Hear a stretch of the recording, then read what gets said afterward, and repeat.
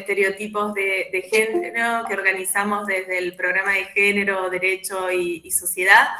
Hoy nos convoca un debate que nos interesa a muchos de nosotros desde diferentes espacios, de la academia, del activismo, sobre violencias religiosas y de género, para retomar algunos debates emergentes, pendientes, y como venimos tratando de hacer desde el año pasado que arrancamos con este ciclo, la idea, si bien esto se organiza desde el GEDES, que es un programa de género y derecho y sociedad, como les decía, situado en el Centro de Investigaciones Jurídicas y Sociales, que es una unidad ejecutora de CONICET de doble dependencia junto con la Facultad de Derecho, nuestra idea es poder permitir o facilitar que el espacio sea un espacio de encuentro abierto, lo más abierto y relajado posible, donde confluyen voces que vengan de la academia, pero también de los diversos activismos de la sociedad civil, de las militancias políticas, sociales. Así que es un placer enorme poder contar con las ponentes, con quienes nos van a acompañar hoy y con todos ustedes para después abrir el debate y que sigamos trabajando juntos. Voy a hacer una presentación breve de quiénes son las compañeras que van a estar hoy con nosotros. Va a estar en primer lugar Melissa Sánchez. Melissa es licenciada en Trabajo Social y doctoranda en Estudios de Género. Melissa es becaria del CONICET por el Centro de Investigaciones Jurídicas y Sociales y trabaja temas vinculados a feminismos, género, religiosidades y espacios familiares. Melissa también es docente de la Facultad de Ciencias Sociales en la materia de teoría, espacios y estrategias de intervención con familias. Perdón, algo que dije hace unos minutos, pero quiero reiterar porque vi que se conectó más gente, es que contamos con interpretación a lengua de señas. Quienes nos van a acompañar son dos compañeras de Crezco Más, a quienes también les agradecemos mucho por asistirnos y acompañarnos.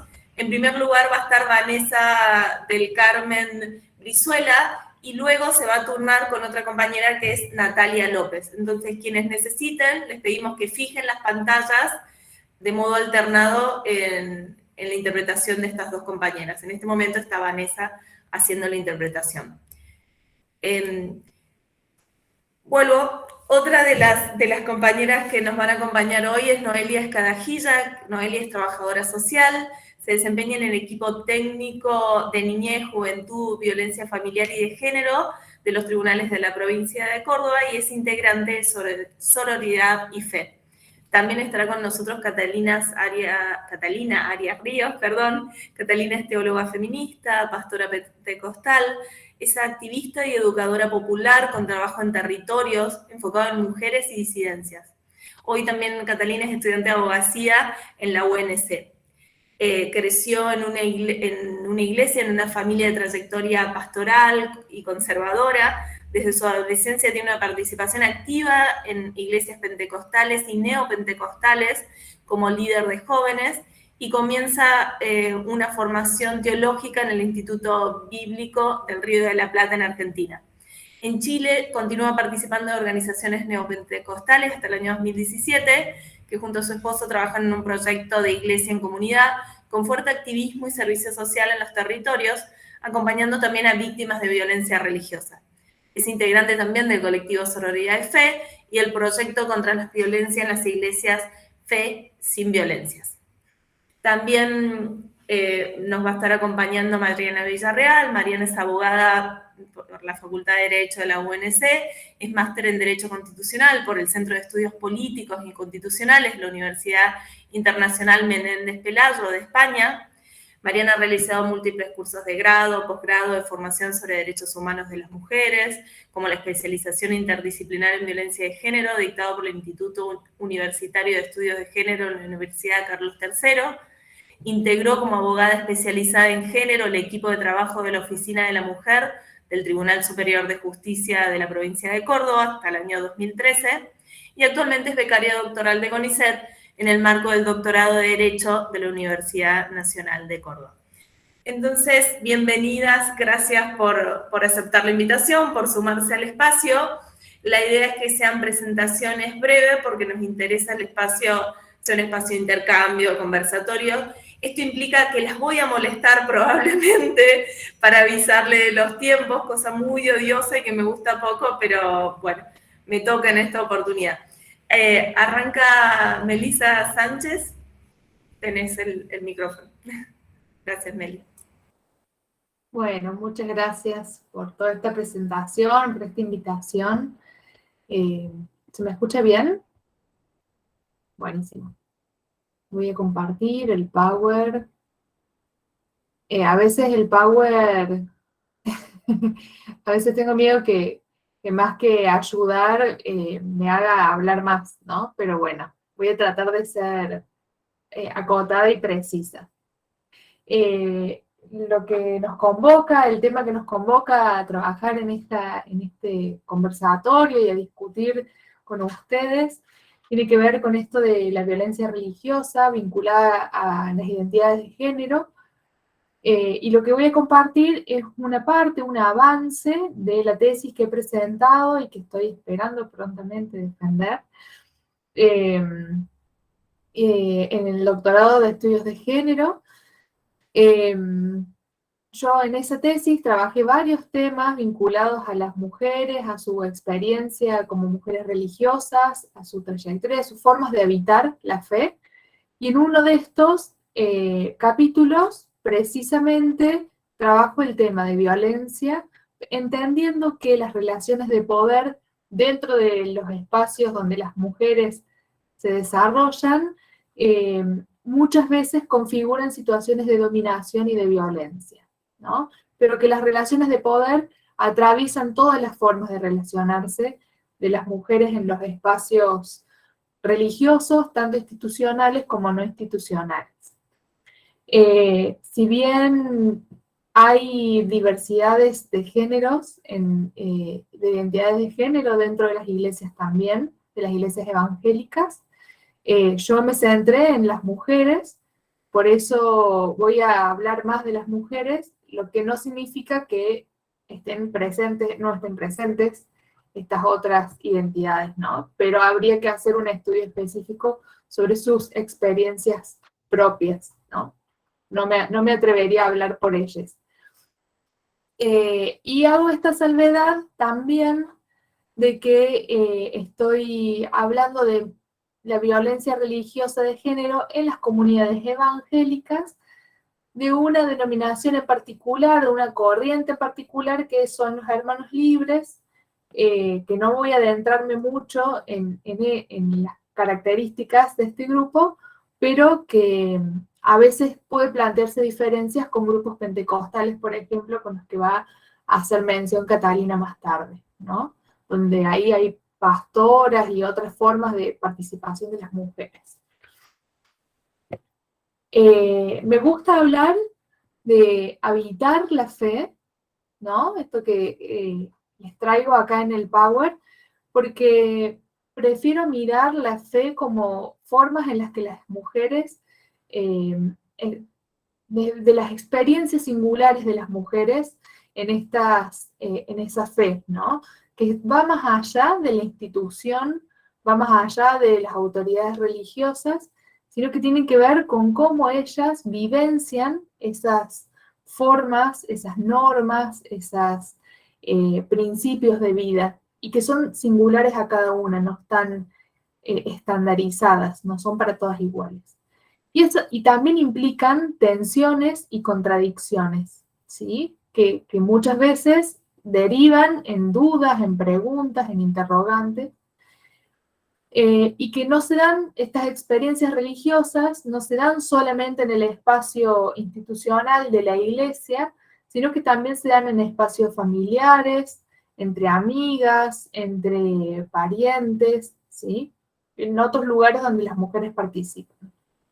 Como les decía antes, las relaciones de poder son intrínsecas, son parte a la conformación de las mujeres como agentes sociales, o sea, como actoras de sus vidas, y a las formas de experimentar y conformar sus creencias y principios. En base a estas experiencias, en estas relaciones de poder, ellas van a conformarse como mujeres creyentes. En estas relaciones Me parece... Así empiezo de nuevo. ¿Por qué es importante hablar de violencia religiosa de género? Porque yo entiendo que las formas que adquiere la violencia de género en los espacios religiosos son formas particulares, son formas singulares que no son tan fáciles de comprender para alguien que no está inmerso en estas relaciones, ¿sí? Tienen formas de expresarse y formas de presentarse muy singulares y que muchas veces pasan desapercibido cuando no están cuando quien las escucha no conoce de estas relaciones. Por eso yo digo que la violencia religiosa de género es la utilización de argumentos teológicos, fragmentos bíblicos o preceptos religiosos consuetudinarios con el fin de obstaculizar el desarrollo pleno de capacidades, que se les llaman dones también, sancionar o sujetar a través de principios religiosos de pretensión universal a mujeres y disidentes y agentes disidentes de las heteronormas, tanto en los espacios religiosos institucionalizados como en los espacios familiares y en cualquier instancia en que las mujeres creyentes o les creyentes desarrollan sus relaciones sociales, ¿sí? Planteo esta mirada amplia porque muchas veces dentro de los espacios religiosos las mujeres encuentran sus espacios laborales también, trabajan en escuelas religiosas, asisten a médicos o médicas vinculadas al espacio religioso, y en estos espacios también se presentan situaciones de violencia de género en el marco de lo religioso. Y yo voy a vincular esta violencia religiosa a tres elementos que se presentan muy cotidianamente o tres miradas con las cuales se articula esta violencia religiosa. La violencia epistémica, la violencia simbólica y la violencia psicológica y social. La violencia epistemológica, es una violencia sobre la cual se fundamenta, es como una base, como un sustento, ¿no? Sobre la cual se erige esta forma de violencia que es estructural, es muy naturalizada, no es fácil de identificar y tiene que ver con quién tiene el saber legitimado sobre la palabra divina, que es desde donde se construye el saber religioso, ¿no? Está muy relacionado con esta mirada del poder y del saber como algo que son lo mismo, ¿no? El saber legitimado en el campo evangélico está en manos de varones que son históricamente quienes han interpretado las Sagradas Escrituras. Por ende, la hermenéutica, o sea, la interpretación a partir de la cual se inspiran, se socializan y son interiorizados los principios religiosos, está mediada por una interpretación al menos parcial y patriarcal de la relación con la diversidad de voces posibles entre las personas que participan de este campo, ¿no? De estas relaciones. Al menos parcial. Las teólogas feministas en este sentido hablan de la teología de la duda, de la hermenéutica de la duda o de la sospecha, ¿no? Poniendo en duda quiénes han interpretado históricamente las Sagradas Escrituras. Y esto se pone en tensión con un principio del protestantismo, fundante del protestantismo, que es el sacerdocio universal, ¿no? Que allá en la época de Martín Lutero, con la reforma protestante, se hablaba de que las personas no necesitaban ningún mediador para comunicarse con Dios e interpretar la Biblia, y se difundió la Biblia como uno de los primeros materiales de acceso popular, ¿no? Incluso se alfabetizaba a la población en Europa con la Biblia. Pero estaba restringido muchas veces a los varones, que eran quienes tenían prioridad en esta alfabetización y a la formación dentro de los espacios escolarizados, bueno, de ese momento. Entonces viene como en tensión este sacerdocio universal dentro del protestantismo, con una autonomía interpretativa que se supone que todos tenemos, pero al mismo tiempo para las mujeres es puesta en cuestión solamente por ser mujeres, ¿no? Por ser mujeres, por ser diferentes, por tener una mirada diferente, una experiencia diferente de la fe, es puesta bajo duda, bajo lupa. Y en la medida en que en que se niega a las mujeres como sujetas posibles de interlocutoras posibles para esta interpretación de la Biblia, se va volviendo más rígida esta relación en la que los varones son quienes tienen la voz autorizada. Moira Pérez dice que la violencia epistémica son las distintas maneras en que la violencia es ejercida en relación con la producción, circulación y el reconocimiento del conocimiento, ¿no? Producción, circulación y reconocimiento. La negación de la agencia epistémica de ciertos sujetos, en este caso las mujeres evangélicas, la explotación no reconocida de sus recursos epistémicos y su objetificación, entre otras cosas, ¿sí? Entonces, esta autora, que en realidad no lo vincula específicamente a lo religioso, pero aporta esta mirada de esta desigualdad estructural, que es una base para poder comprender la violencia. Meli, perdón, quedarían 5 minutos. Dale, gracias. Perdón.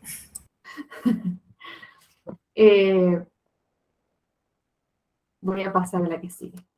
En relación a la violencia simbólica que les mencionaba, aparece la figura de lo que son estos estereotipos de género para las mujeres dentro del espacio religioso evangélico, y acá sí me estoy focalizando más en las mujeres hermanas libres, tal vez, ¿sí? Puede haber algunas variaciones con otras corrientes evangélicas. Que la mujer calle en la congregación, por ejemplo, ustedes van a ver que todos estos principios están fundamentados con versículos bíblicos, porque así es como se los transmite y se los socializa, ¿no? Sin embargo, si bien la mujer no puede hablar en público, las mujeres encuentran diferentes formas de habitar esta fe y los silencios también. Hacen diferentes usos de su voz, aunque no sea en público, pero sí las usan en otros espacios de la práctica religiosa, lo cual es interesante porque si bien hay este mandato, es aprovechado y utilizado de diferentes maneras por las mujeres, no necesariamente con un cumplimiento a rajatabla, ¿no? Igual que la mujer sujeta a su marido, que también tiene un argumento bíblico desde esta mirada patriarcal y hegemónica, que está simbolizado por la mantilla o el velo que muchas mujeres usan. Sin embargo, este velo, por ejemplo, hoy se usa de manera voluntaria, no es obligatorio, o quienes no lo usan encuentran otras maneras de sostener estas normas o de ponerlas en tensión. El decoro, el no uso de oro ni perlas, tiene que ver no solamente con una cuestión estética de decoro y de no suntuosidad, de evitar la suntuosidad, sino también una cuestión actitudinal, ¿no? De no vanagloriarse, de no mostrarse altiva, ¿no? Y de no pretender llamar la atención. Y el parirás con dolor vinculado a la maternidad como destino y como un ministerio. Las mujeres evangélicas encuentran en la maternidad como el llamado a lo que Dios les ha pedido que vengan a hacer este mundo, ¿sí? Entonces, el ser madres es parte de lo que Dios les pide a ellas que hagan en este mundo, y parte de su buen testimonio, de su imagen como buenas cristianas, es que sus hijos, hijas, sigan estas normas religiosas y sigan la fe, ¿no?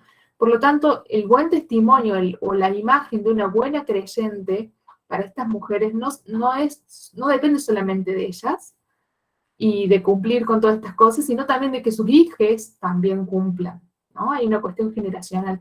Y, y ser parte de esta trama, de este linaje familiar, es muy importante y las pone en un lugar de reconocimiento público también.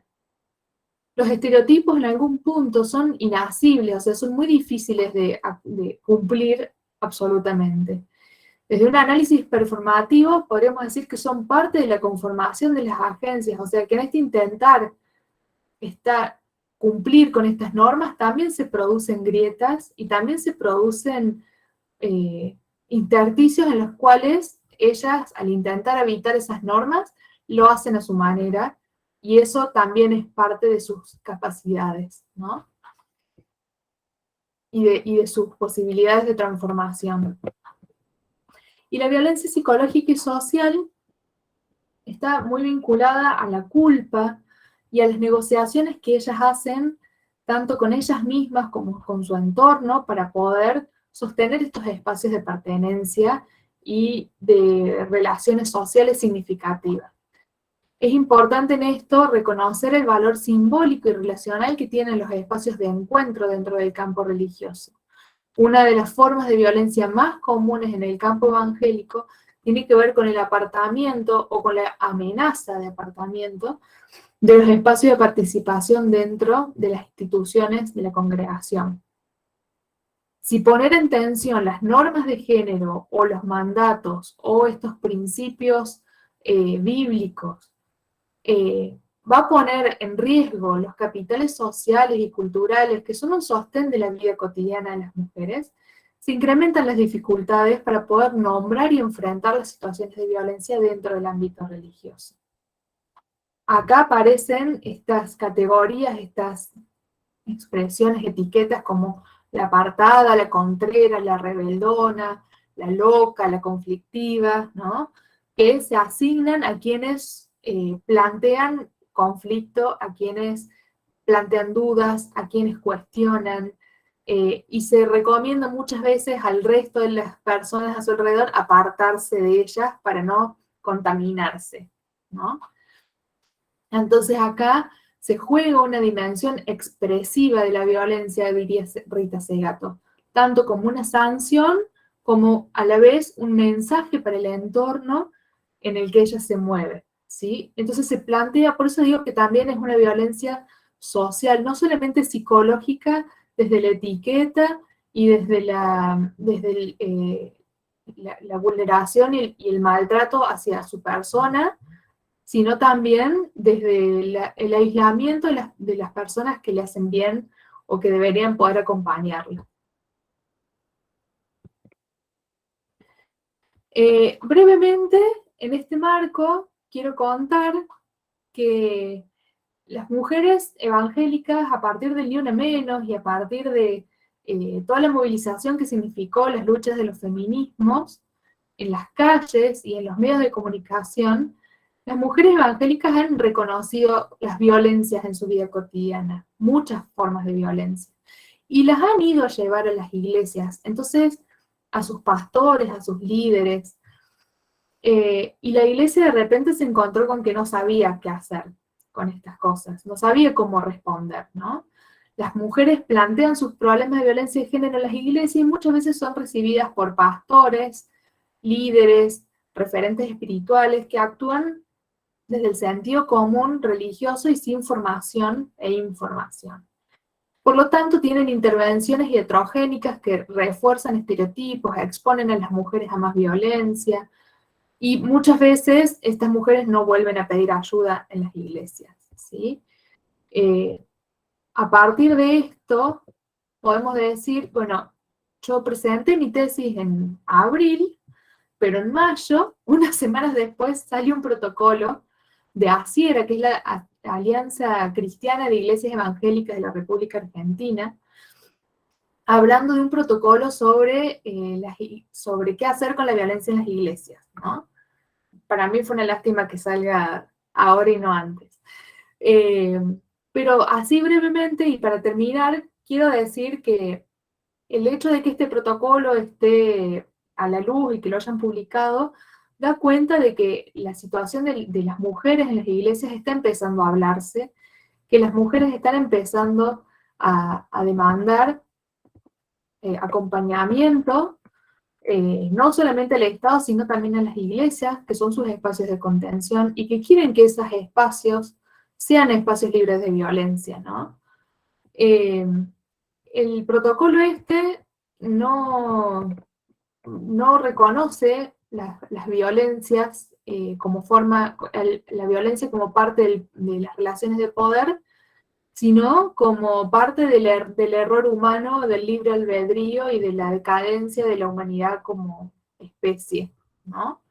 Y que Dios en su misericordia tiene que salvarla, pero que hoy tenemos este problema, ¿no? De ese modo muy naturalista lo plantea. Tampoco hace referencia a las formas de violencia específicas en la iglesia, ¿no? Ni a los actores que participan de la iglesia. Parece un protocolo copiado y pegado de otra institución, ¿sí? No hay ningún tipo de mención a pastores, a líderes, a los ministerios, a los espacios en los que participan niñeces, mujeres, qué pasa con ellas y ellos en esos espacios, quiénes van a atender estas demandas.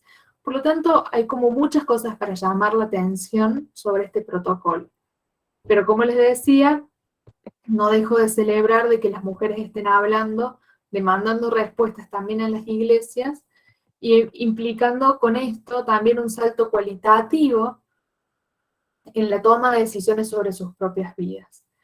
Pero más allá de esto, necesitamos poder poner en palabras la violencia religiosa, ¿no? Que no es solamente de género, sino que también se pone en juego con estas normas y con estos principios bíblicos, como un salto cualitativo para poder nombrar estas experiencias, poder identificar quiénes son las personas que están poniendo esto, ejerciendo estas violencias, hablar, reconocernos desde nuestros propios cuerpos, construir sororidad y empatía con otras mujeres, acompañarnos y bueno, plantear esto, ¿no? Que lo que no se nombra no existe y necesitamos empezar a nombrarlo. Así que bueno, muchas gracias. Eso es todo. Muchísimas gracias, Meli. Noelia, creo tenés el espacio. Hola, sí, ¿me escuchan bien? Perfecto.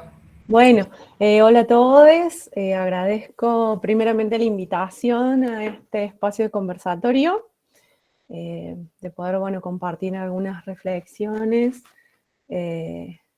posibles nuevos pensamientos también en relación a esta problemática de la violencia religiosa, violencia de género.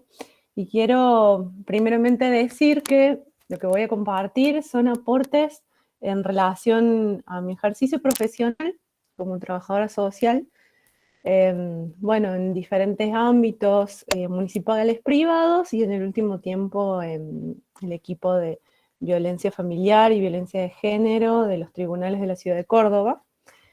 Y principalmente igual en relación a mi experiencia personal también, en mi trayectoria de vida he participado de diferentes espacios eclesiales, de diferentes características, se podría decir denominaciones, como Melissa comentaba, por ahí partiendo desde iglesias denominadas libres, pasando por otras que se denominaban bautistas u otras que no tenían denominación.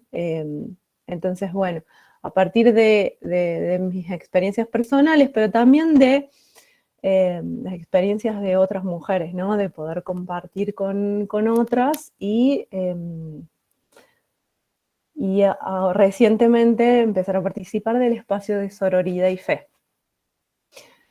Mis reflexiones van a centrarse principalmente en la violencia simbólica, porque considero que es un aspecto muy relevante y muy particular sobre la violencia religiosa, dadas ciertas características que se podría decir tienen algunos espacios religiosos. ¿Y por qué es relevante? Porque la violencia simbólica, más o menos como lo venía trabajando Melissa, se asienta en esos estereotipos de género, en esos preceptos religiosos que tienden a subordinar a la mujer a un lugar inferior al hombre o asignarles roles fijos que no se pueden cambiar en el ejercicio de ser mujer, de ser madre, de ser esposa, que están presentes en los preceptos religiosos, en la educación religiosa que a veces se imparte, ¿no? También porque los espacios religiosos muchas veces están organizados de manera jerárquica, lo que propicia que, haya relaciones desiguales, y particularmente son los hombres los que ocupan esos lugares de autoridad o como líderes, como pastores, y con cierta investidura, podría decirse, investidura religiosa que se le da a ese lugar, que potencia más, ¿no?, esa desigualdad y también dificulta que se pueda tener un pensamiento crítico sobre quién está ejerciendo esa función. También pensaba, en las interpretaciones bíblicas atravesadas por entendimientos patriarcales, no todas, por supuesto, pero que favorecen también el desarrollo de la discriminación y la dominación de la mujer.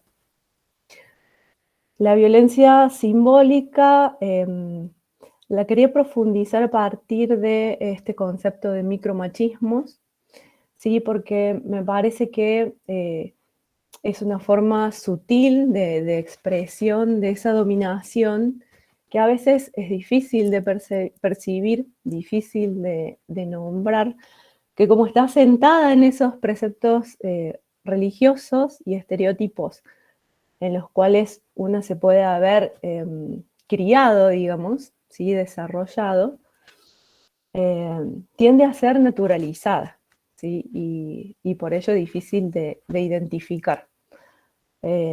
También los micromachismos pueden aparecer como con envoltorios, ¿no? Al principio pueden parecer a primera vista que son prácticas favorecedoras hacia las mujeres o que son halagos de la mujer, pero en realidad atrás hay una intencionalidad de sostener esa posición subordinada de la mujer. Y para ello tomé un autor que en realidad brinda algunos aportes. La idea no es tanto categorizar, sino poder ver cómo se puede ejemplificar algunas situaciones de violencia simbólica en las iglesias. Y este autor, Luis Bonino Méndez, es un psiquiatra que trabaja en relación a situaciones de violencia, en realidad en la pareja, pero me pareció muy pertinente cómo él clasifica los micromachismos para poder identificar y poner en palabra estas situaciones de violencia y poder ver que, la verdad, encajan en algunas características. Entonces, bueno, por ejemplo, ¿sí? Habla de micromachismos coercitivos que se asientan en la fuerza que tiene ese varón, la fuerza moral, la fuerza de su posición, digamos, o de su personalidad. A partir de esa fuerza ejerce estos mecanismos coercitivos que lo que generan es desconfianza en la mujer, generan una disminución de su autoestima, de las posibilidades de poder pensar en sus propios intereses, de poder descubrir y de pensar en sus propios intereses, Y entre uno de esos mecanismos se puede hablar, por ejemplo, de tomar decisiones sin consultar. Y pienso en ejemplos porque es lo que me interesa en realidad, cuando un líder puede venir y decir, bueno, a mí me parece que el mejor lugar donde vos podés realizar una actividad, o bueno, puede decirse ministerio, digamos, es este. Podría ser cualquiera, pero generalmente puede ser una escuela bíblica, un espacio de acompañamiento a otras mujeres, un espacio de ropero, ropero comunitario, bueno, pero sin consultar, ¿no? Si la mujer está teniendo ese interés, sino suponiendo que por ser mujer, de acuerdo a ciertos estereotipos, ese sería el mejor lugar que podría ocupar. También otro mecanismo en relación a esta coerción puede ser cuando se plantea a la mujer alguna diferencia o quiere dar su opinión, apelar a razones que supuestamente son superiores, que en este ámbito las razones superiores pueden venir de los principios religiosos, ¿no? Bueno, está bien todo lo que vos me decís, pero la Biblia dice tal cosa, pero en el grupo o el pastor o el cuerpo pastoral pensó tal otra. Entonces, de esa forma invalidar, ¿no? La opinión y el interés de la mujer.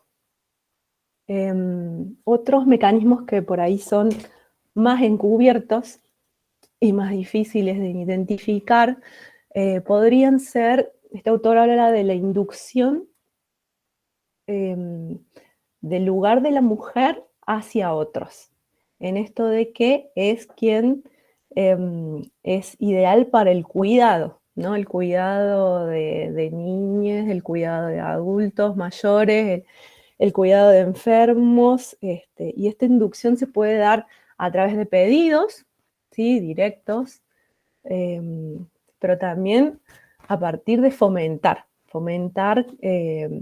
las actividades de cuidado de la mujer sin contemplar sus propios intereses, y que puede generar situaciones, bueno, de sobrecarga, de no tener tiempo la mujer por cuidar a uno, por cuidar a otro, por satisfacer, digamos, ese precepto, esa normativa, y descuidarse a sí misma, descuidar su desarrollo personal y el vínculo que tenga con otros. Noelia, perdón que Sí. te quedan los últimos minutos. Ay, no me digas. Bueno, entonces vamos a avanzar más rápido, porque me interesa también dar cuenta de, por ejemplo, el paternalismo, que tiene que ver con poder, cuando un hombre hace, ¿sí? Hace por la mujer, ocupa todos los espacios, ocupa todas las actividades, como si fuese un favor, ¿no? Como si fuese, bueno, como está ocupada en otras actividades de cuidado, yo voy a hacer todo esto, relegando las posibilidades de la mujer de participar activamente, de opinar, de ocupar otros roles más protagónicos. También surge la autoindulgencia, que tiene que ver con cuando se identifica una conducta desfavorable en el varón, bueno, autojustificarse, ¿no? A partir de, bueno, todos tenemos errores, somos humanos, o utilizando preceptos, ideas bíblicas, digamos, como el que esté libre de pecado, que tire la primer piedra. Lo que realmente genera a veces paralización, ¿no? de lo que la mujer está tratando de expresar. Y el último que quería mencionar tiene un poco que ver también con lo que decía Melissa, que son estos mecanismos que tienden a generar la falta de apoyo hacia la mujer, la desconexión, el distanciamiento de otros, amenazar en relación a bueno, el abandono de sus relaciones sociales hasta llegar a concretarlo, ¿no? Que se vincula mucho con la violencia social que decía la Meli. Bueno, en principio, porque en realidad me parece que está bueno pensarlo como un inicio de las reflexiones, me parece interesante traer estos mecanismos para, bueno, para poder ir poniendo en palabras, como decía Melissa, aquellos malestares de las mujeres en estos espacios eclesiales, y poder dar cuenta que esos malestares no tienen que ver a veces tanto con características personales de las mujeres, sino más bien con, bueno, prácticas de dominación, prácticas de reproducción de esa dominación, que son, bueno, características a veces de estos espacios eclesiales. Bueno, y seguimos después compartiendo. Muchísimas gracias, Noelia. Antes de darle la palabra a Catalina, les recuerdo que se compartió por el chat, ahora lo vamos a volver a compartir para quienes se conectaron recientemente, el formulario de asistencia. Y por otro lado, algo que no les dije para el intercambio, una vez que terminen sus exposiciones las compañeras, les invitamos a participar y a hacer sus preguntas, los intercambios por chat, o bien usar la manito del Meet y les vamos cediendo la palabra en el listado de intervenciones. Ahora sí, Catalina, te dejo, tenés el espacio. Bueno, muchas gracias. ¿Me escuchan bien? Perfecto. Buenísimo. Bueno, complementando lo que vienen hablando ya Meli y Noé, yo hablo desde el espacio pentecostal. Soy chilena también, así que tengo otro contexto, pero voy a tratar de relacionarlo con lo que he visto también acá en Argentina. La experiencia de las mujeres en la iglesia en el espacio pentecostal es distinto en muchas situaciones con lo que se vino hablando antes, porque es un espacio que surge desde las bases, es mucho más informal, ¿cierto? Se da en espacios populares, entonces el pentecostalismo surge y se da de una manera muy comunitaria, que ustedes van a ver que en todos los lugares hay un montón de iglesias, de comunidades que se van armando muy fácilmente porque tiene esto de surgir, ¿cierto? Desde la informalidad. ¿Qué pasa con esto? Las mujeres sí tienen una participación mucho más a la par quizás de los liderazgos, no absoluto, no completo. Pueden llegar a ser pastoras, predicadoras, pero no necesariamente eso indica que van a estar en los lugares de poder o decisión. No van a ser las que toman las decisiones, sino que todavía dentro de esta narrativa del hombre superior a la mujer, ¿cierto? Se mantienen y se sostienen bajo un sometimiento que obviamente está incorporado, involucrado en esta supremacía cristiana, esta enseñanza, digamos, que arrastramos desde la colonización, ¿cierto? Esto no es algo que pasa solamente en la iglesia cristiana, pasa en nuestras sociedades cristianizadas.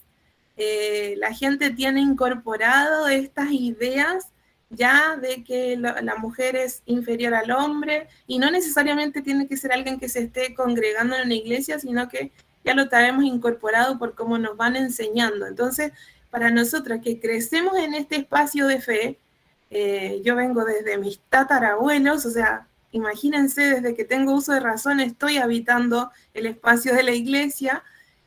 Las dificultades para identificar esto son más grandes porque tenemos un lenguaje y una forma de ver la vida y el mundo que está encerrada en este espacio y en esta única y absoluta forma de ver las cosas. Entonces, la dificultad de las mujeres para identificar estas violencias es mayor, viene desde afuera, viene desde los movimientos sociales, desde los feminismos también, que remecen todo y les dan la oportunidad a las mujeres de poder identificar esto, porque en un espacio religioso como en los que yo venía, incluso hablar de derechos humanos era imposible, no se hablaba de los derechos humanos.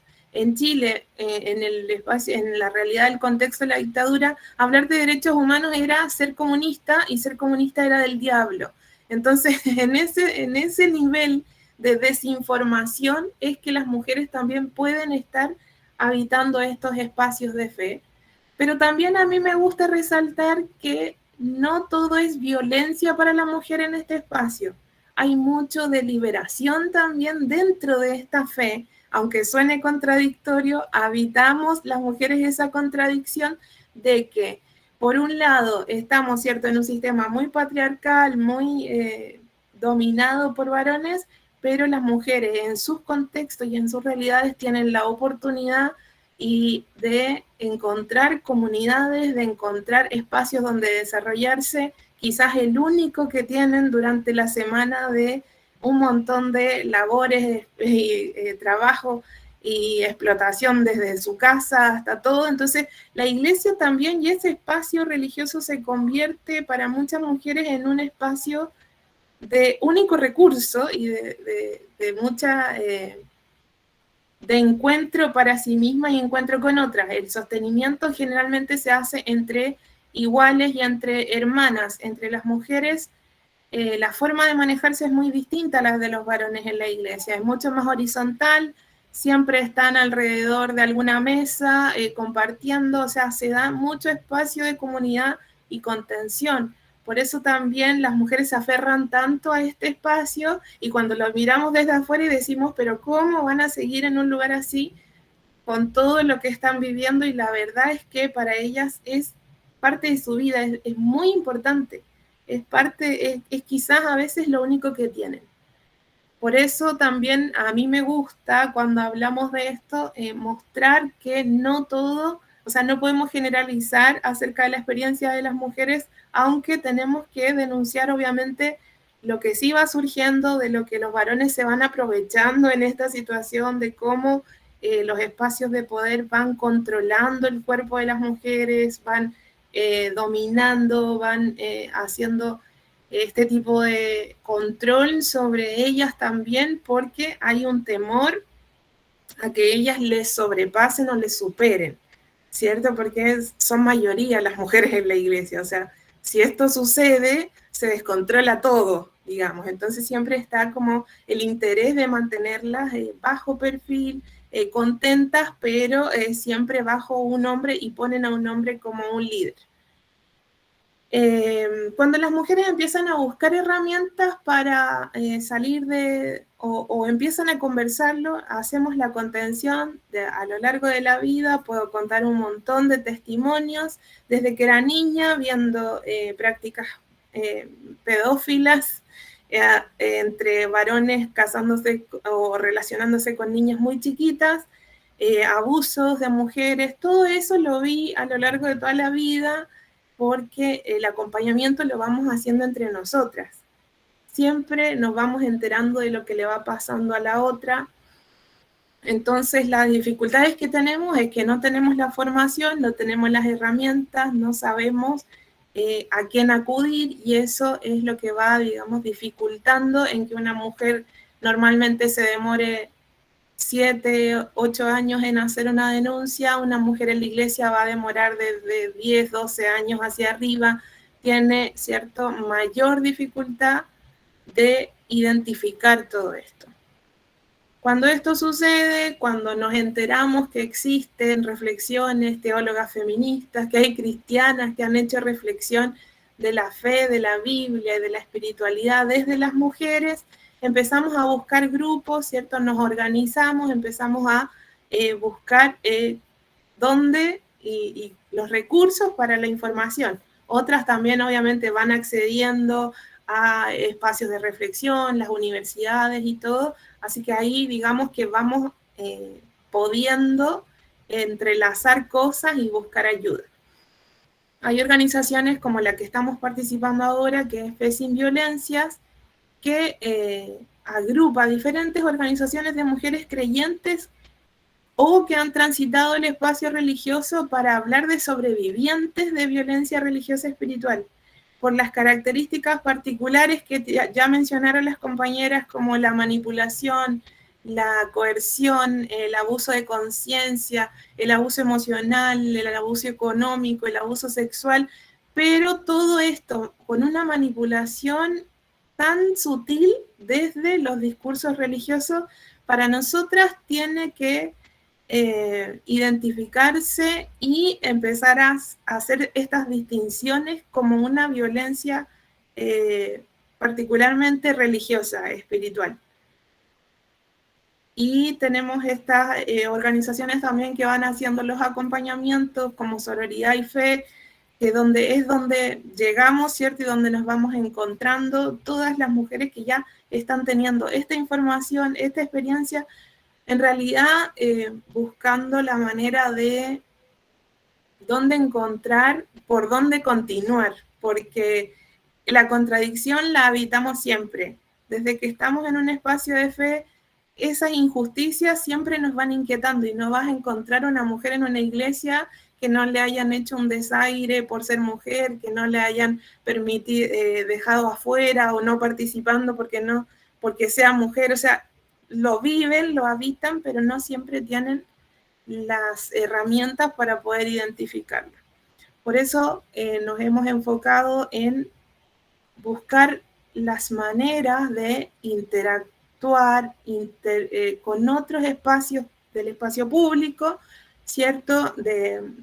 Nosotras hacemos el acompañamiento desde la fe, pero creemos y estamos conscientes que esto tiene que ser acompañado por profesionales que acompañen en el espacio público, como los psicólogos, los trabajadores sociales, los abogados, todos los que están trabajando en esto, pero nos encontramos con la dificultad de que al ser personas que vienen de espacios religiosos, no siempre son comprendidas en la forma y las dificultades para llegar a hacer estas denuncias.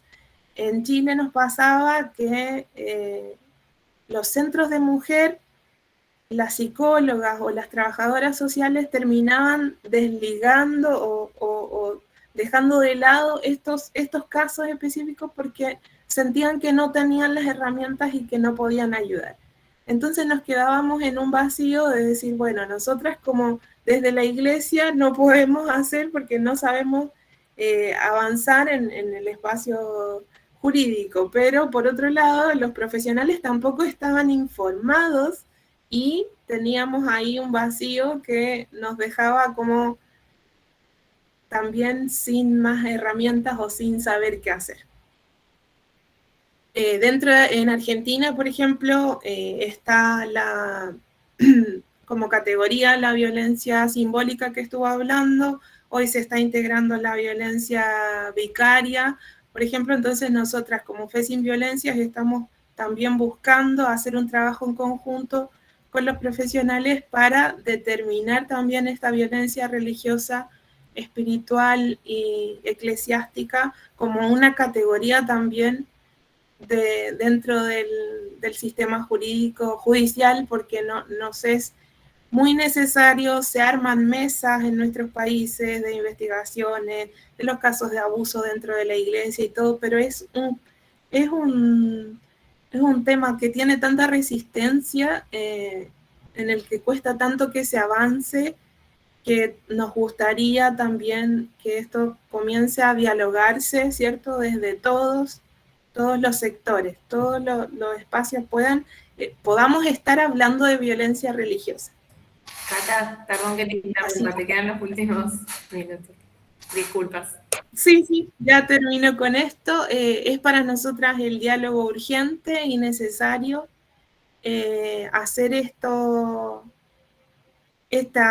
información, estas capacitaciones en conjunto, trabajar en conjunto, saber cómo abordar la violencia religiosa y espiritual con los sobrevivientes en todos los contextos de nuestros países, y también dejar la pregunta de qué tipo de medidas se toman desde los acompañantes, psicólogos, desde el sistema de los abogados, del espacio jurídico, a la hora de que llega un caso de violencia religiosa a sus oficinas y a buscar ayuda.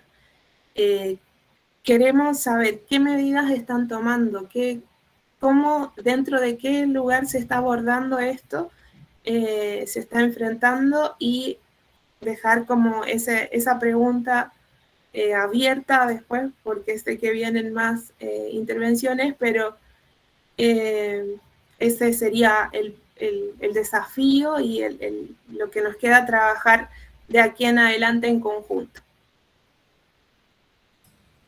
Muchísimas gracias, Catalina. Wow, y para seguir pensando los desafíos, pensaba mientras las escuchaba, decía, wow, ¿cuánto tiene que ver esto con estereotipos de género y derecho, pero también sobre acceso a justicia y de dónde pensamos el acceso a justicia y el reconocimiento y la ampliación de las políticas de violencia de género? Así que, bueno, les invito nuevamente a ir participando desde el chat con preguntas, consultas, si no después abrimos el espacio con las manitos. Le damos el lugar ahora a Mariana Villarreal. Mariana, ¿estás por ahí? Acá estoy, ¿me escuchan? Sí, perfecto. Bien. Bueno, mi aporte a esta conversación tiene que ver por el lado de precisamente lo que nombraba Catalina, de que este diálogo necesario entre las activistas, entre las religiosas y las y los juristas, para ver desde este discurso qué respuesta se le puede dar a esta problemática que han identificado y han amplificado, ay, no me sale la palabra, ejemplificado, quería decir, tan claramente, y de la que yo desconozco realmente porque no es parte de tanto de mi vida cotidiana y de mis estudios, sino que yo vengo más desde el ámbito jurídico, y desde este lugar, hace rato que estoy pensando en qué le estamos pidiendo al derecho en relación a la violencia de género, qué nos puede dar el derecho, qué podemos pedirle, qué podemos exigir y cómo podemos dar mejores respuestas desde este ámbito. Entonces, de ese lado viene mi aporte a este diálogo. Voy a compartir una presentación a ver si lo hago bien. Acá. Ah, no. Ya empecé mal. Creo que es así, se tendría que estar compartiendo, ¿no? A ver si... A veces demora unos segundos. Compartir pestaña. Bueno, me parece que traje muchas cosas. Voy a tratar de hacer un recorte mientras hablo, a lo mejor hablo un poco rápido, ustedes me van diciendo y por ahí dejamos algunas otras cuestiones para el debate. Sí quería traer una presentación porque como iba a hacer referencia a distintas normativas, por ahí es más sencillo seguirlas a partir del texto. El texto en un sentido literal. A ver, ¿ahora está la presentación? No. A ver. O compartir Pruebo de nuevo. pestaña, o si querés me la pasás y yo la proyecto como... Claro, en realidad sería, hay un botoncito que dice compartir presentación y me está haciendo esperar. Está haciendo su magia, pero se está demorando. No. Se está cargando, sí. A ver. Y es así como No la pasa vida nada. online nos hace... Hago la clásica. ¿Cómo? Todavía no se carga, pero... Y si no, si no lo compartas desde el Drive, cuando probamos la primera vez funcionó perfecto, Mari. Comparto directamente desde la computadora. Exacto, funcionó perfecto cuando lo probamos al inicio del... ¿Si te parece? Sí, sí. Ahí la abro. Dale.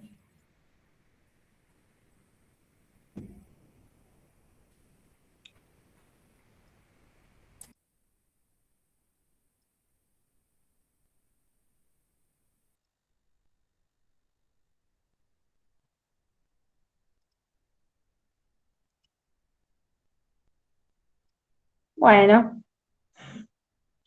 Perdón la espera. Cerré la ventana.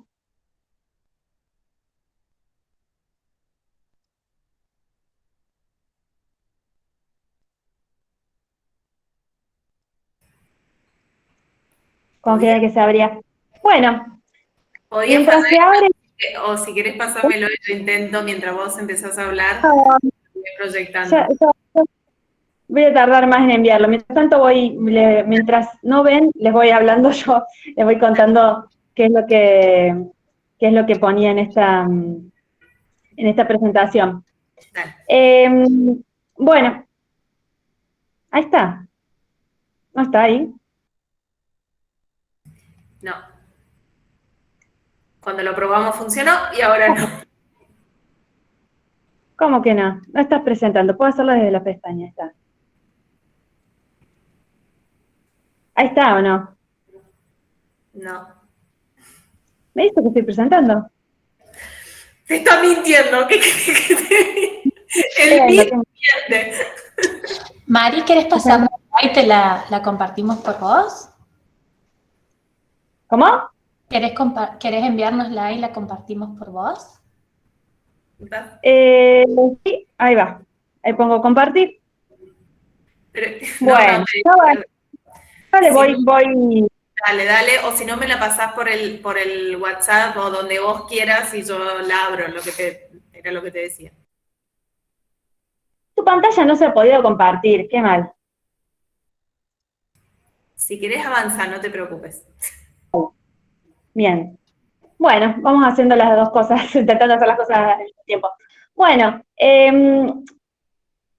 lo primero que traía acá en esta presentación era empezar a reflexionar a partir de cuándo se comienza a hablar de violencia de género dentro del enfoque, dentro del discurso de los derechos. Porque en los años 60 y en los años 70, todo lo que era la problemática de las mujeres y otras identidades de género estaba pensado con otros términos, estaba pensado en términos de sexismo, cosificación, subordinación, discriminación. Ese era el glosario típico que utilizaba la militancia. Pero a partir de los años 80 y 90 se empieza a hablar específicamente de violencia y de violencia de género. Eso habla Tamar Pitch, que lo presenta como si fuera un cambio de paradigma, del paradigma de la opresión al paradigma de la violencia de género. Y esto lo explica en un cambio, que esto se da simultáneamente con un cambio de régimen de gobierno y de la economía. Cuando se desmantela el estado de bienestar, converge la agenda de ciertos movimientos sociales con también la agenda del Estado. La agenda de los movimientos sociales pasa por reclamar una reparación a esta problemática, y la agenda del Estado en recuperar un poder relativo frente a la pérdida de poder en manos de otros actores sociales. No sé si se entiende bien esto, ¿no? Entonces, a partir de esa década, el término violencia se constituye en un significante poderoso para reclamar al Estado una reparación. Ahora, cuando hablamos del paradigma de la opresión, o sea, de esta desigualdad de género en términos de discriminación, la respuesta que se le exigiría al Estado, la respuesta privilegiada, sería la redistribución de bienes materiales y bienes simbólicos. En cambio, desde un enfoque pensado en términos de violencia de género, la respuesta privilegiada es el castigo, porque se considera al Estado como un garante de la seguridad. O sea, lo que quiero decir acá es que no es que son dos formas incompatibles de ver la problemática, son dos paradigmas que a lo mejor la palabra apropiada no es paradigma, porque de cierta forma se superponen y se solapan estas formas de comprender la problemática. Pero sí es cierto que se puede poner el acento más del mismo problema en unos términos o en otros. A ver, voy a ver un segundito. Mientras estoy tratando de hablar, estoy tratando de compartir la pantalla.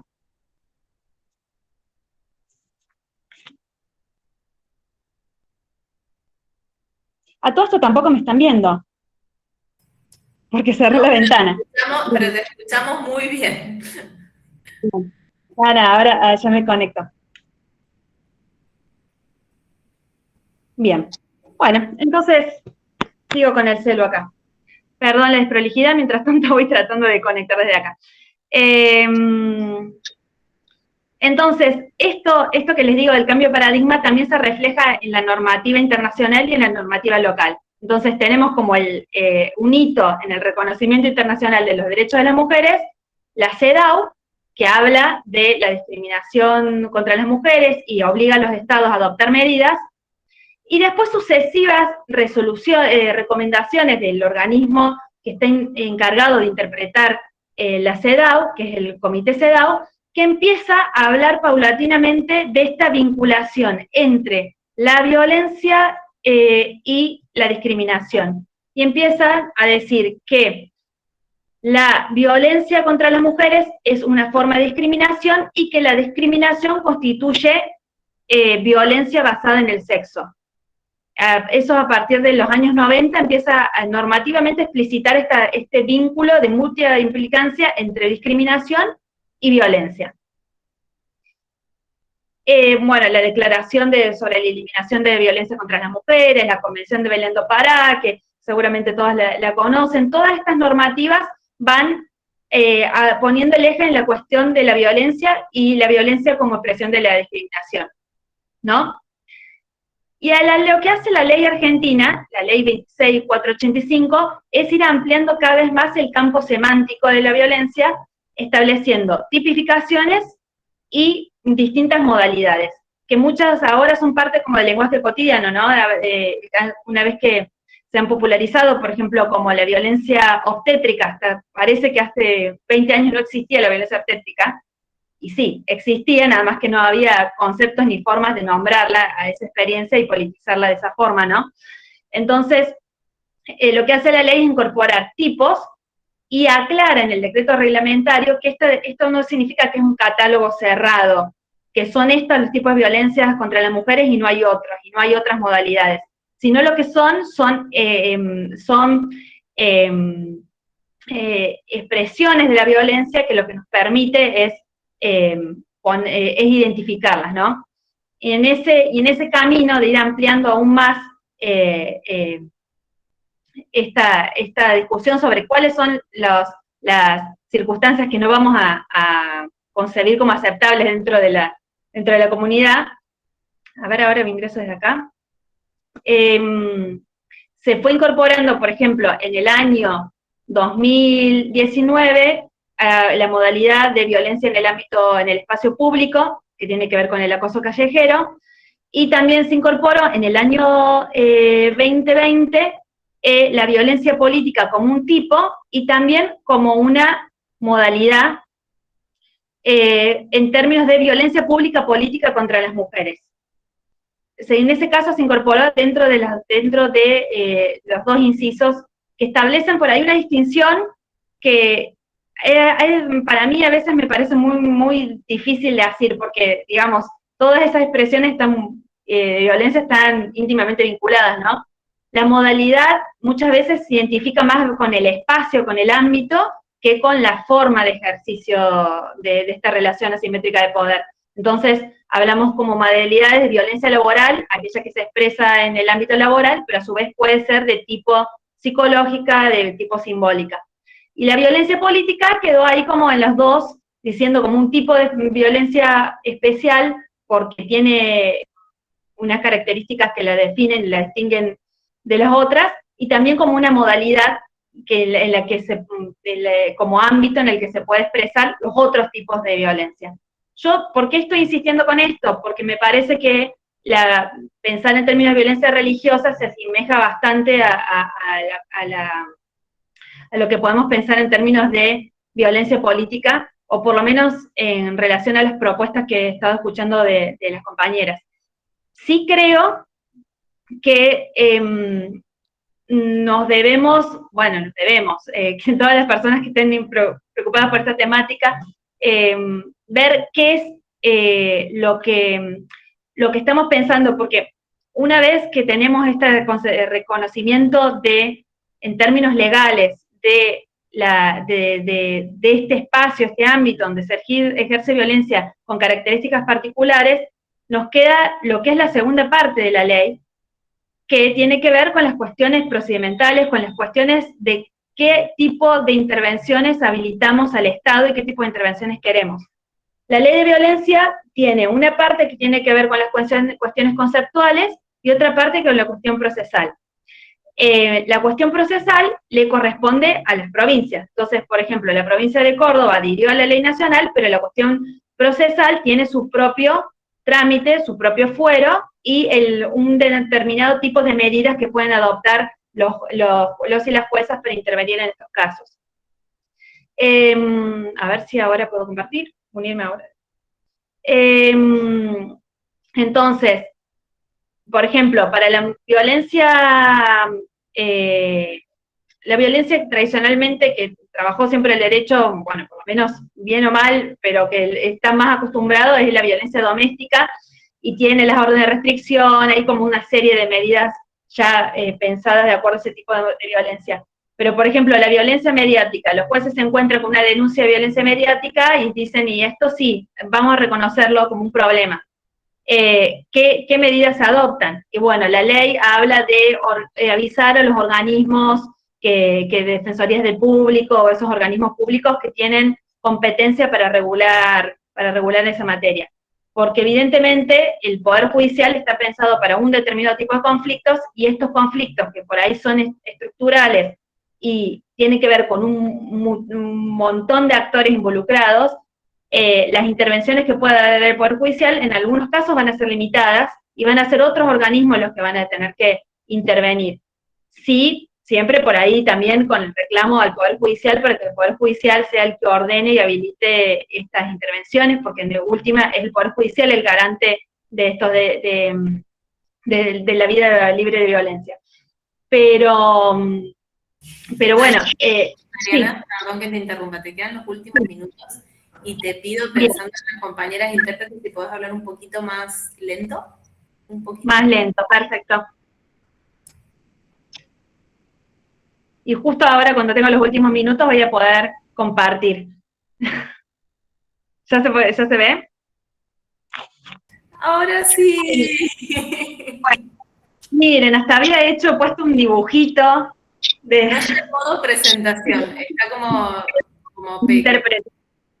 La intérprete, hay un chiste ahí que dice, no voy a tolerar violencia de género, ni doméstica, ni física, ni psicológica, y el hombre le responde, no se puede hacer nada. Ahora que parece que todo, la crítica, esta reacción de que todo es violencia ahora, y bueno, hay cosas que no se veían, no se percibían como violencia, y es necesario que nos escuchen, y en este sentido me parece importantísimo el trabajo de las compañeras de velar cuáles son esas relaciones de violencia que están específicamente en el ámbito religioso. Bueno, para ir cerrando, 2 o 3 cositas que son ideas que estoy pensando y las traigo acá para debatir. ¿Podés poner en modo presentación? Porque no está en modo presentación. Entonces, no sé el resto, pero yo... no lo ve. Mira, yo en la computadora lo tengo como ampliado todo. Bueno. Mira, yo en la computadora lo tengo ampliado totalmente. No, está funcionando, pero ahí no se ve, no te preocupes. Bueno, una vaca. Bueno, lo que estaba pensando... A ver. Ni siquiera cambia. No te preocupes, no te preocupes. Bueno, para la próxima, está presentando para todos. No te preocupes, Mari. Hoy la tecnología está haciendo... Ya está. Bueno, ¿qué me parece importante de pensar la violencia, exigir el derecho al reconocimiento de las violencias, ¿no?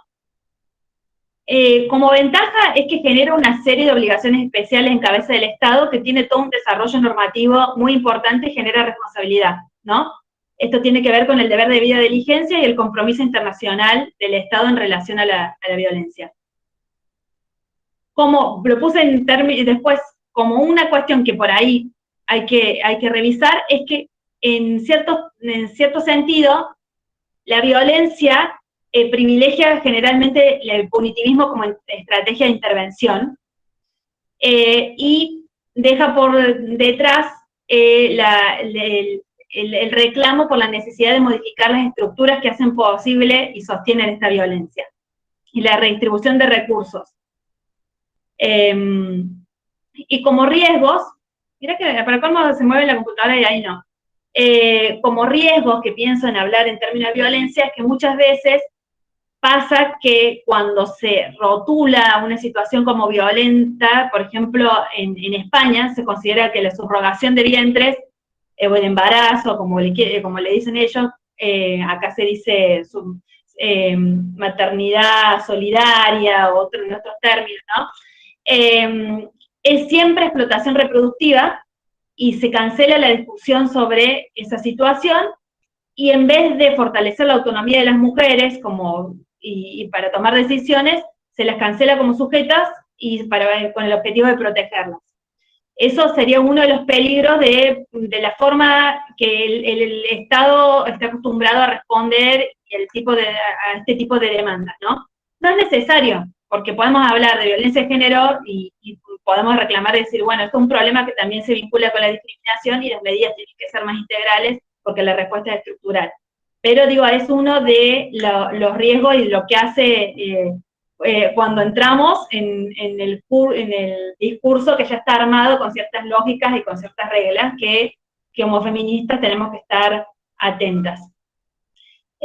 Por último, les quería comentar que en el año 2020, el relator especial sobre libertad religiosa de Naciones Unidas me parece que hizo un informe que me parece que es buenísimo en relación a cómo pensar en términos de derecho a este conflicto entre la libertad religiosa y la igualdad de género. Y en ese, él dice claramente que las comunidades religiosas no son monolíticas, que hay multiplicidad de voces, y que es importante esto, que el Estado, sobre pretexto de resguardar la libertad religiosa, no termine privilegiando, en definitiva, cierto sector que es el que conserva el poder dentro de las estructuras religiosas. O sea, que la persona con la que dialoga el Estado no sea necesariamente quienes a su vez tienen relaciones de jerarquía y someten a otras personas dentro de la institución. Que esta autonomía que tienen las agencias religiosas no debe ser absoluta y que sobre pretexto de proteger esta autonomía no se deben violar los derechos humanos de las personas involucradas, porque en definitiva la libertad religiosa es un derecho que tienen las personas y no las instituciones. Bueno, eso como para cerrar y ese es mi aporte nada más para seguir discutiendo esto que están haciendo las compañeras, que me parece fundamental. Perdón por las cuestiones técnicas. Muchísimas gracias, Mariana. Me parecen fundamentales todos los aportes que hemos tenido oportunidad de escuchar hoy, porque creo que así se va construyendo desde la mirada, ¿qué le pedimos al derecho? Esto que empezó Mariana diciendo, ¿qué le pedimos al derecho? ¿Qué le pedimos al Estado? Y retomando un poco lo que decía también Catalina de los desafíos de cuando denuncian, demoran por la violencia epistémica, por la violencia simbólica, por todos los múltiples capas de violencia de las que hablaba Melissa también, cuando logran hacer la denuncia. ¿Qué dice el derecho? ¿Qué dicen los agentes públicos cuando llegan y las mujeres logran de algún modo superar a través de las diferentes estrategias que hablaron las compañeras? ¿Qué hace el derecho? ¿Qué hace el Estado? Y como esto se da en el ámbito del Centro de Investigaciones Jurídicas y Sociales, me parece fundamental estas miradas múltiples de qué le pedimos al derecho y qué derecho estamos imaginando también para abordar las violencias de género en las múltiples formas en las que esto se da. Tenemos un ratito para preguntas, intercambios. Les recuerdo que está disponible el formulario para la inscripción de las asistencias. No sé si alguien quiere participar. Queda abierto el espacio.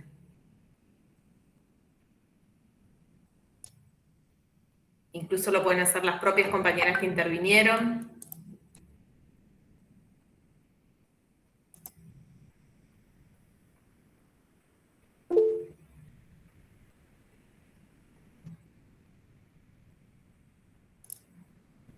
Bueno, no hay... Melissa levantó la mano. Sí, yo Yo quería preguntar, Marian, ¿podés volver a decir esto de las observaciones sobre derechos humanos? El relator de las Naciones Unidas, dijiste, ¿cómo era? Sí, es el relator especial de Naciones Unidas para la libertad de expresión. Lo que hace él es recibir informes de organizaciones, de la sociedad civil, de los estados, y en base a eso elabora un informe sobre una temática especial, que en este caso es sobre la relación entre la libertad religiosa y la igualdad de género. Buenísimo. Que de Sí, hecho ese informe, perdón que me meta, pero ese informe para América Latina, la reunión se hizo en Argentina, se hizo en Buenos Aires. Yo participé en 2019 y fue súper interesante el proceso porque habían instituciones religiosas y líderes y lideresas religiosas dentro de la reunión. También es interesante ver después cómo se atacó fuertemente ese informe. Melissa creo que también decía de las reacciones, qué pasa cuando las mujeres denuncian y cuando esto se tematiza.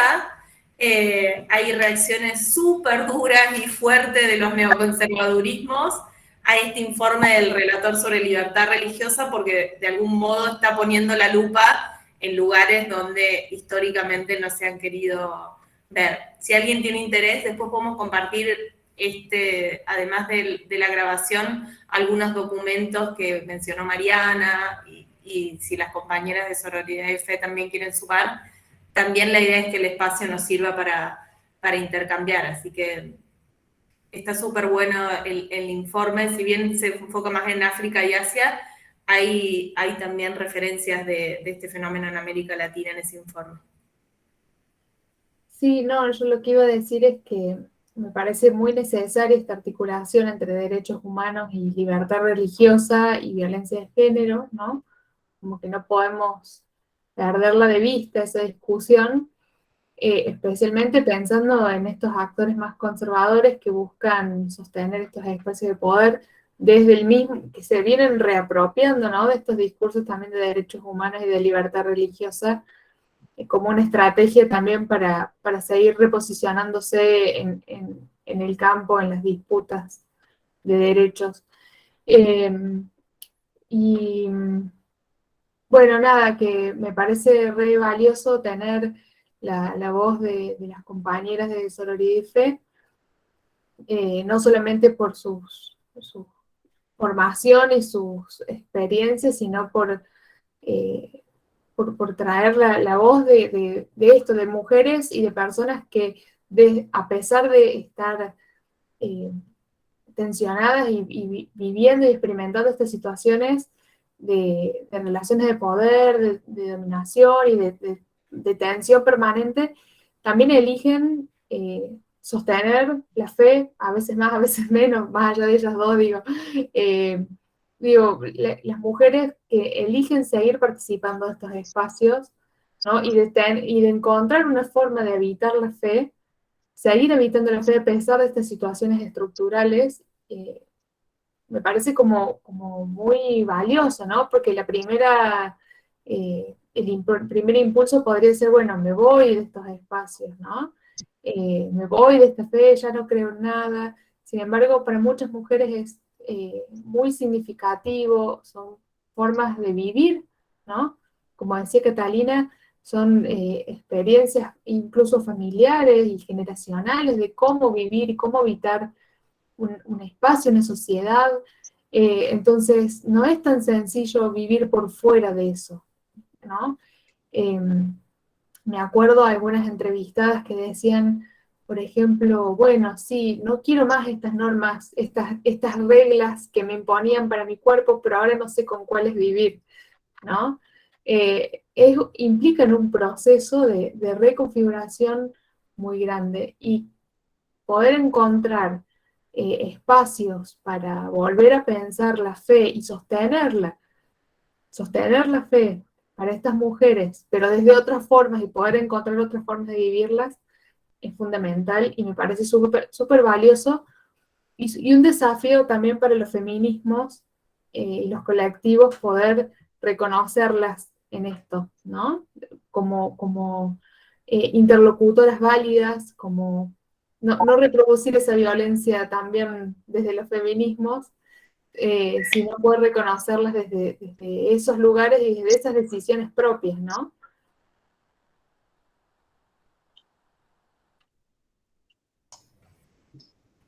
A mí perdón. No sé si alguien más quería hablar. Bueno, la verdad que muchas gracias por todo lo que compartieron. A mí me deja pensando muchísimo. Es un tema que bueno, no es algo que me haya puesto, por lo menos yo personalmente, a indagar o a reflexionar cuando hablamos de feminismo, y me quedo pensando como en dos dimensiones. Por un lado, cuánto de espiritualidad habita el feminismo, porque también hay mucho del feminismo que viene a romper la lógica de la racionalidad moderna, en donde simplemente vamos a tener un pensamiento lineal de tipo científico moderno, ¿no? Como que cómo probamos las cosas, de qué cosas se hablan y de qué cosas no, estos discursos bastante patriarcales que desandan cuestiones que el feminismo volvieron a traer, como hablar del amor, del cuidado, poner de relieve, bueno, incluso hablar de sororidad, ¿no? Hay una dimensión espiritual que me parece muy importante, que a veces estratégicamente se deja de lado para poder, ¿no?, entrar en algunas instituciones, pero que creo que es interesante trazar también y de no perder, porque hay una dimensión de lo espiritual que es interesante, que viene también a trabajar sobre la subjetividad, de sentirte más fuerte, de quererte a vos misma, de no soportar muchas cosas. Hay mucho de eso que tiene que ver con la espiritualidad y me parece bien interesante de ponerle relieve.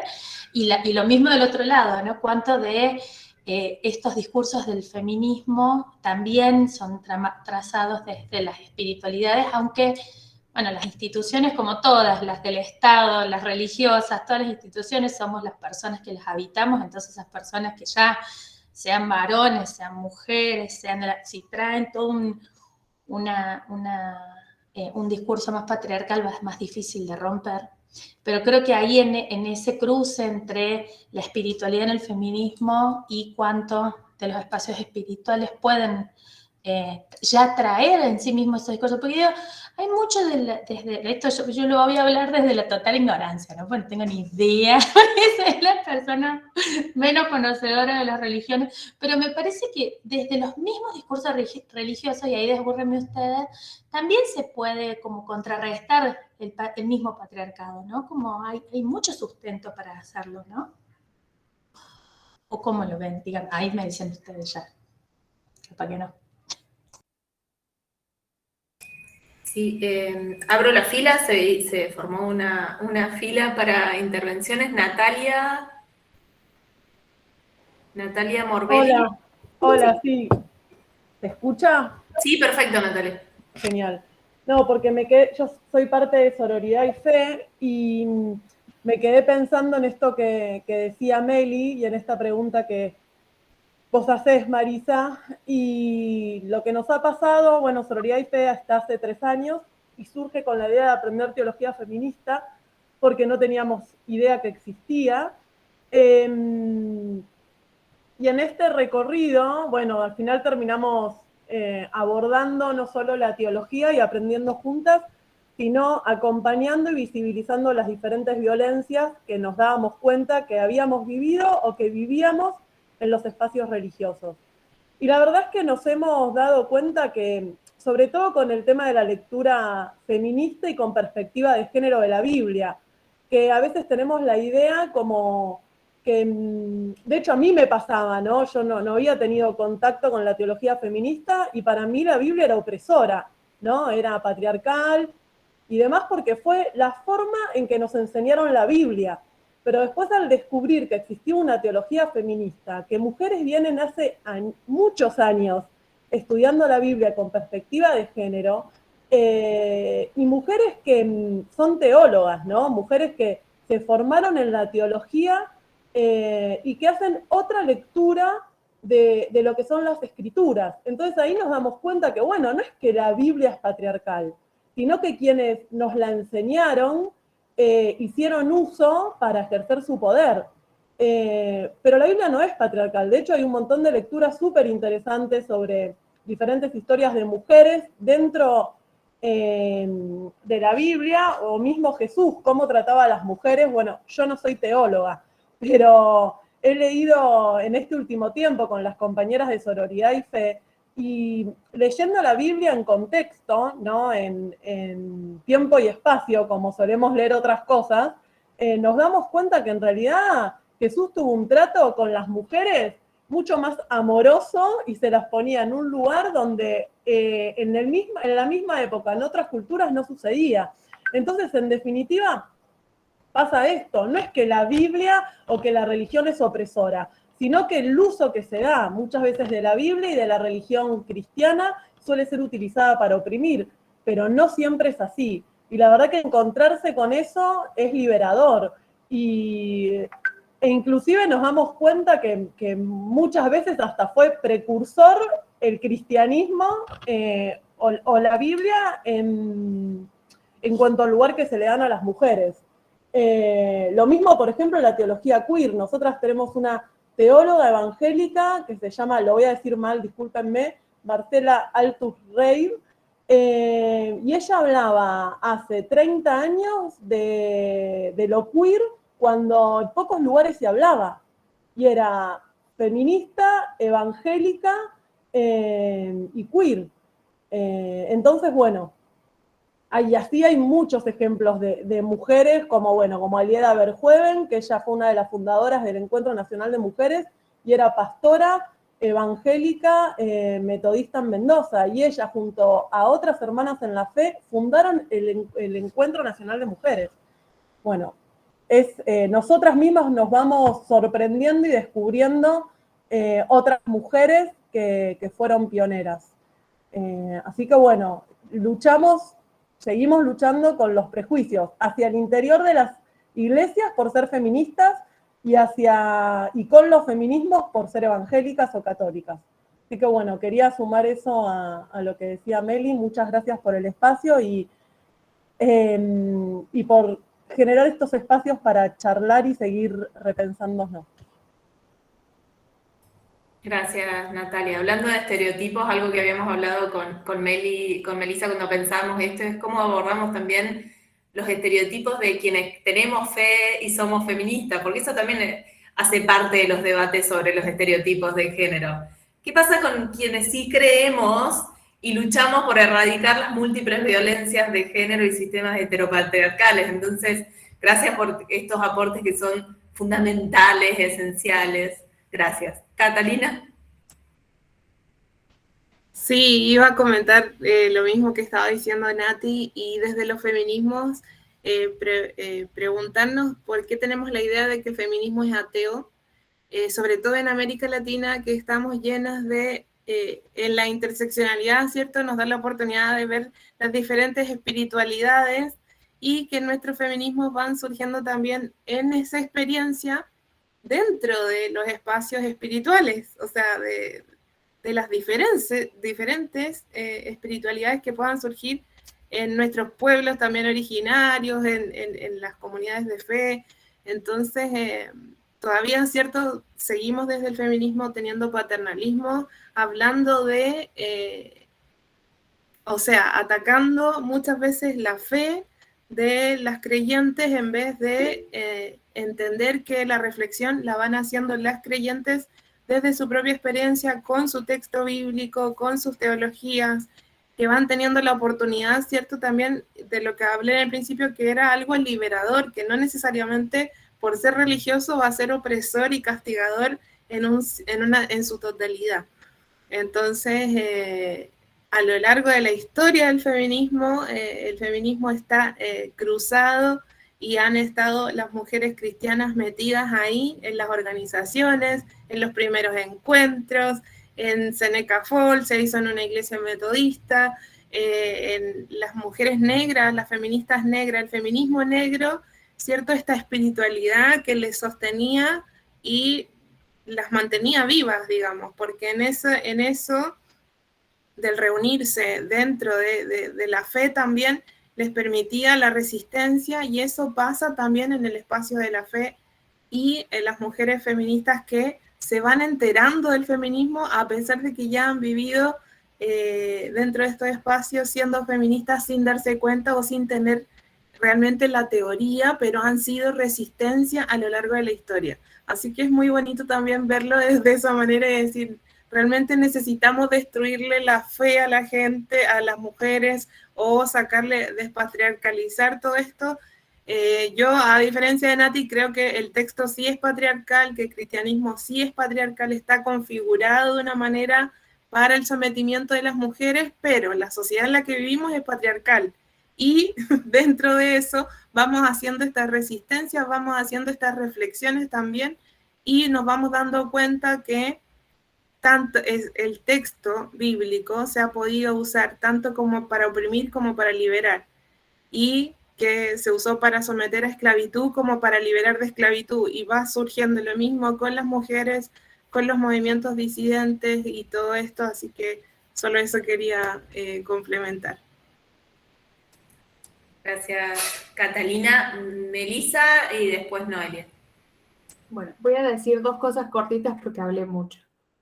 Pero una es la importancia de poder pensar que no cualquiera va en eso que decíamos, bueno, ¿cómo nos imaginamos este derecho, este ejercicio de este derecho y de esta vida sin violencia? ¿Quién puede denunciar una violencia religiosa si no son las mismas mujeres que lo experimentan? ¿Cómo podría alguien de afuera venir a decirnos esto es violencia, tenés que ir a denunciarlo, ¿no?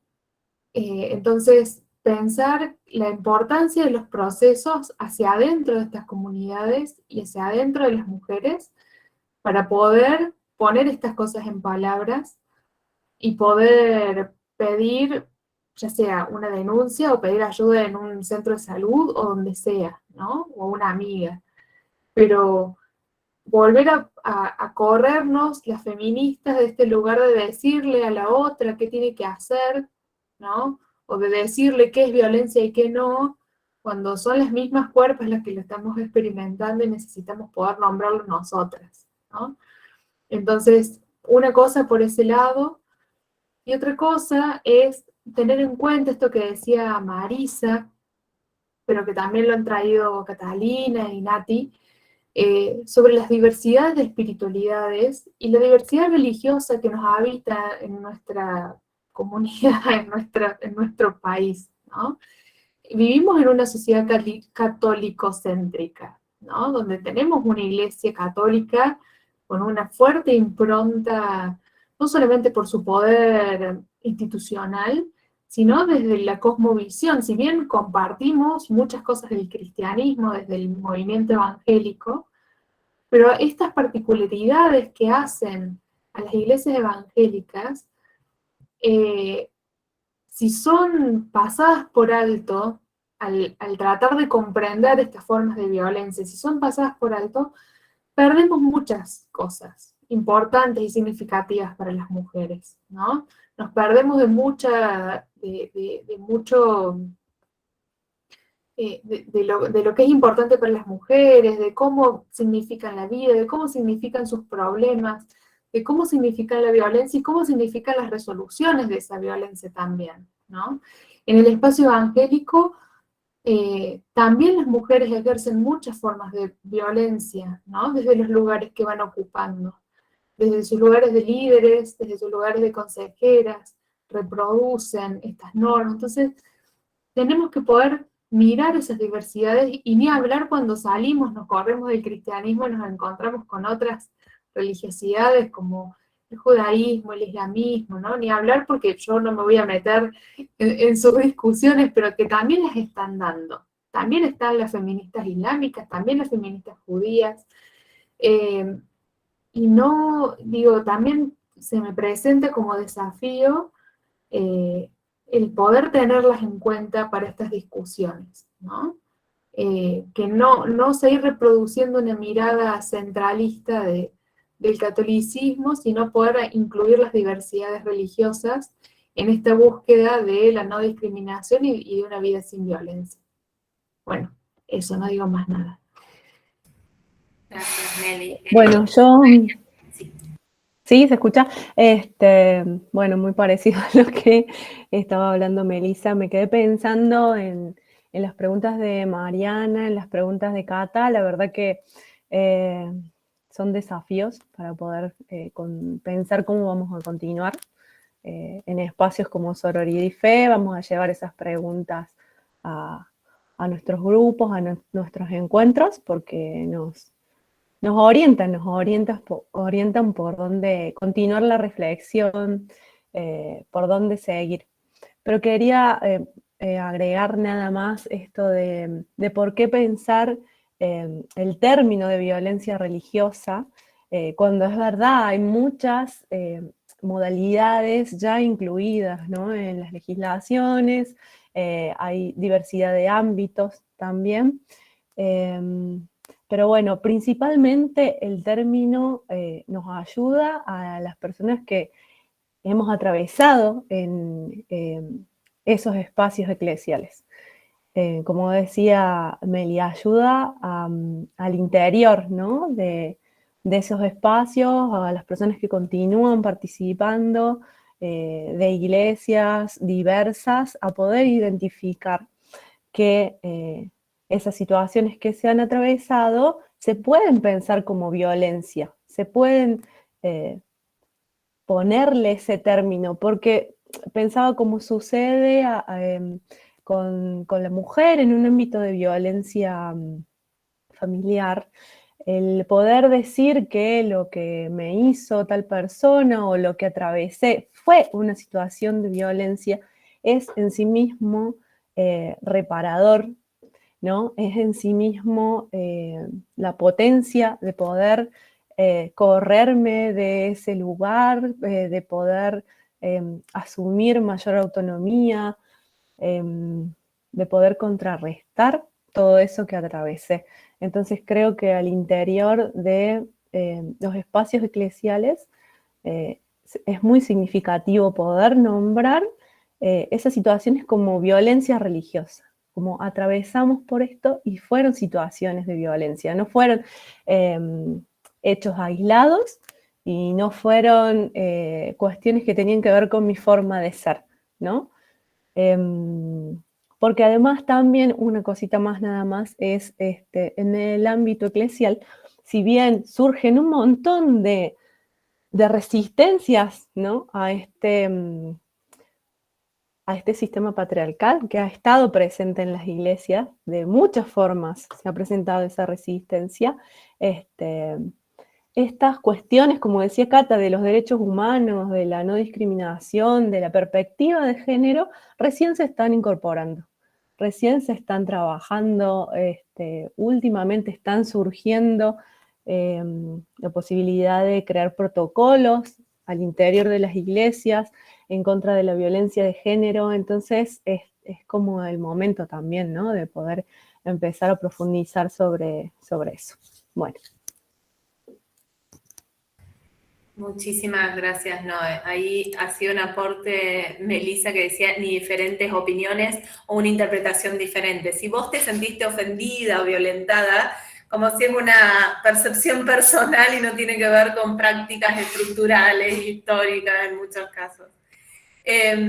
Bueno, no sé si alguien más tiene una intervención, igual ya estamos casi en horario. De mi parte, de nuestra parte, desde el GEDES, no tengo más que palabras de agradecimiento por estas participaciones, por ampliar los debates, por proponer nuevas miradas y hacer que sigamos pensando y complejizándonos. Incluso, insisto, para mí la idea de estereotipos, cuando empezamos a pensar el ciclo el año pasado con Marisa y con otras compañeras que se fueron sumando, no sabíamos bien y pensamos que estereotipos podía ser una buena entrada de estereotipos de género para trabajar diferentes temas que nos interesaban trabajar desde diferentes lugares. Y ustedes trajeron una mirada explosiva, múltiples de los estereotipos al interior y las violencias dentro de la iglesia, pero también respecto de las cosmovisiones religiosas, de las religiones, de las creencias y la espiritualidad, también para ver qué hace el derecho, qué hacemos quienes trabajamos en el campo del derecho con la multiplicidad de demandas, de experiencias que tienen que ser consideradas si de verdad creemos que el derecho tiene que despatriarcalizarse, decolonizarse, entre otros desafíos que creo que han ido saliendo a lo largo del conversatorio de hoy. Así que gracias, espero que esta sea la primera de múltiples charlas e intercambios que tengamos por delante. Les invito a completar en el formulario si quieren que les sigamos compartiendo información del seminario. La idea no es no saturar a nadie más. Sabemos que todo el mundo está en 1000 redes, pero bueno, la idea es seguir estando en contacto y seguir pensando juntos, sobre todo desde estos espacios de ampliar las voces, donde la academia no se puede enriquecer de ningún modo sin el espacio de las actoras y los actores principales que están problematizando las diferentes temáticas que queremos traer. Así que muchísimas gracias, Mari. No sé si querés decir algo o alguien de las compañeras del SIG para cerrar en términos administrativos o lo que necesitan. Solo que muchas gracias, muchísimas gracias por estar y también si quieren sugerir nuevos temas, siempre vamos ampliando, como dice Angélica. Millones de gracias a Agostina, a Ceci, que están ahí siempre ayudándonos infinitamente y son unas genias absolutas. Muchísimas gracias. Eso se hace con mucha colaboración y bueno, en un trabajo colectivo, así que muchas gracias. Y a las 2 intérpretes de Crezco Más, ay, sí, gracias como por siempre acompañarnos y asistirnos en estos eventos. Gracias. Sí. Muchas gracias a ustedes, estuvo muy hermoso todo y gracias por el intercambio y por las interpretaciones. Bueno, entonces nos reuniremos en el próximo encuentro. Que tengan un lindo fin de jornada y nos estaremos viendo, escuchando pronto, espero. Que estén muy bien. Adiós. Chao, gracias. Chao. Chao, gracias.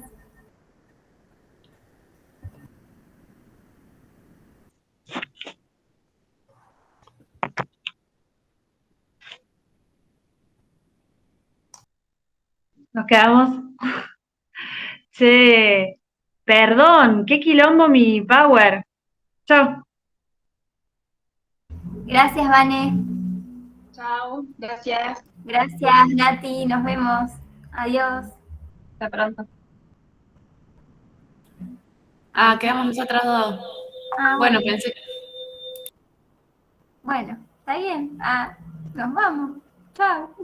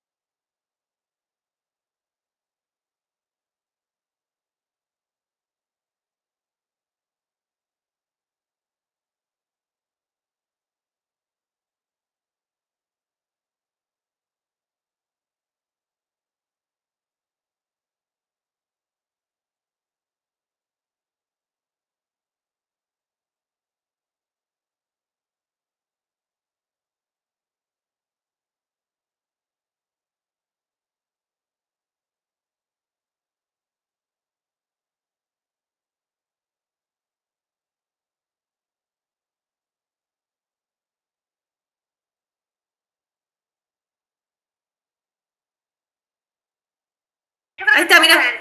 Ahí está.